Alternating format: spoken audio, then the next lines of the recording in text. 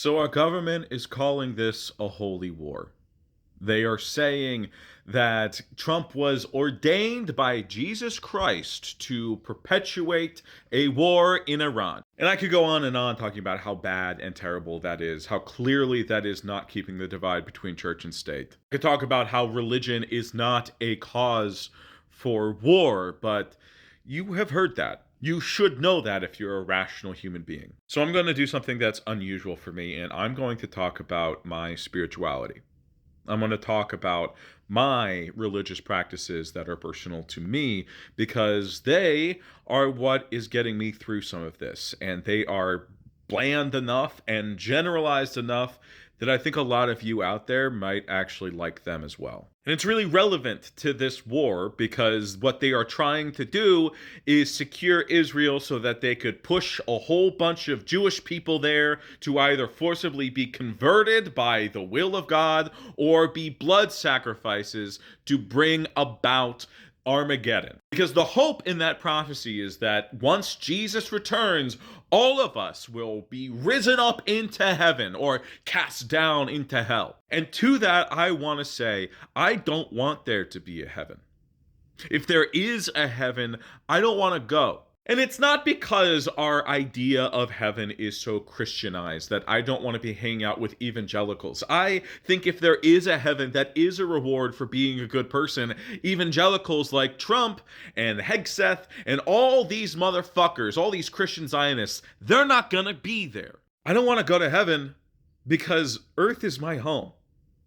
Earth is what I came from. Earth is where my ancestors came from. Earth is where the bodies of my ancestors are buried, and the winds of this planet are where my ancestors' ashes are scattered. Earth is where my loved ones live. Earth is where my child is going to live out his life. And while, yes, we can look up into the cosmos and understand that ultimately Earth is just so damn small in the grand scheme of things, I want to put it to all of you that small can still be good. Small can still be important. Maybe everything we do doesn't have to have universal consequences. Maybe the consequences that we face day to day and the meaning that we draw from them, maybe that's fine to care about, to love, to be concerned with. When I die, I don't want everlasting life in the way that it's been pitched. I don't want my consciousness to continue the way that it has. I want it to return to where it came from. I want it to return to the earth. I want my afterlife to be the impact that I had here. I want my afterlife to be the memories of me that live on in the people that I touched, the people that I affected. Because here's what they never fucking talk about. Heaven and hell, they're escapes.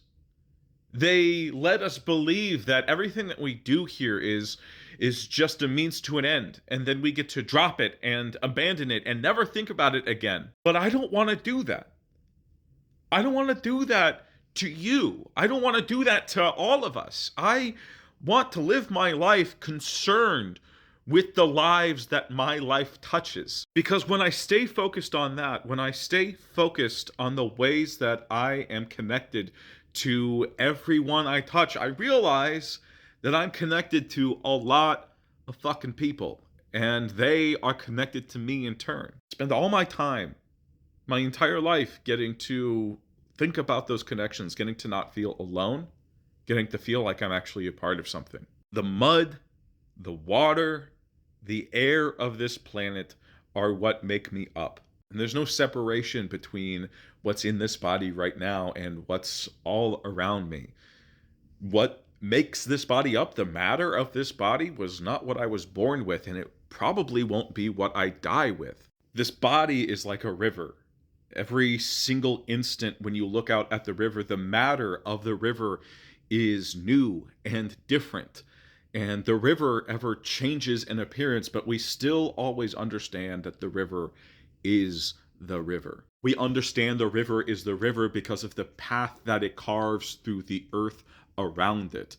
We understand the river to be the river by the different life forms that call the river home, or that use the river to move and transport and to build their lives around. The river is the river not because of the individual molecules, but because of the impact it has on everyone. In the same way that I am me because of the impact that I choose to have, the stories that I choose to write, and the memories that I leave behind. And while that concept may sound a lot like a metaphysical soul, if it is a soul, then it's rooted in here. It's rooted in this planet, in this time, in this moment, not in some other dimensional space. That's what I hang on to. That's what I sit with and allow myself to connect back to every time I see these monsters running around, terrorizing this planet that I am from and will return to, and am part of. Because part of the story that I am going to leave this world with, part of my legacy, is going to be stopping them. I don't know exactly how, I don't know all of the ways that I will interrupt their plans, but I will. I will. Even if I'm not the difference maker, I will be part of the difference. Because to me, there's nothing else. All there is to do. And so I'm going to do it.